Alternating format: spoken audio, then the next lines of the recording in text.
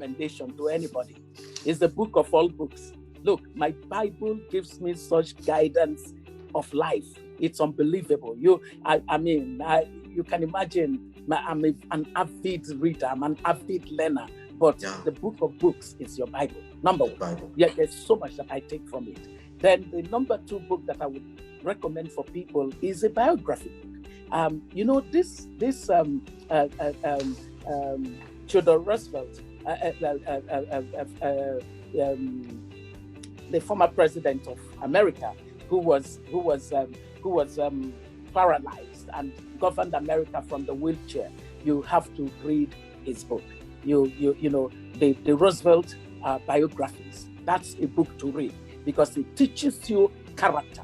For me, there's nowhere you can get to without character. You get to things, you become wealthy or you become famous without character. It won't last. It won't last. So this man was the epitome of character in the way that he looked at power and exercising it. So biographies are very important for me. Read the biography of Roosevelt, the 2 Roosevelts actually, Franklin and Theodore Roosevelt. And then read the biography of Winston Churchill. And then read the biography of Margaret Thatcher. How she came from, a very her background wasn't, a peerage background. It wasn't what do you call this kind of grand background. But she was the daughter of a person of middle income class or even lower middle income, and yet she went on to become such an incredible leader of her country. So biographies are very important because they take you through real life experiences that matter. Another book that is a very small book, but it is such an interesting book is by Malcolm Gladwell.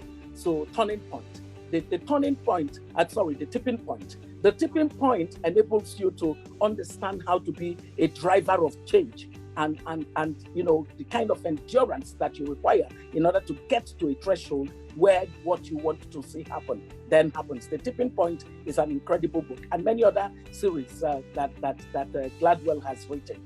And then in terms of public policy, the book that I would recommend is a book by Gardner. Gardner writes so well about public policy, and when you read Gardner's book, you would understand policy from a perspective of not just being a person marginal to it. You would almost find yourself as a policy maker, just looking at the different issues in policy and how it relates to the everyday life of citizens.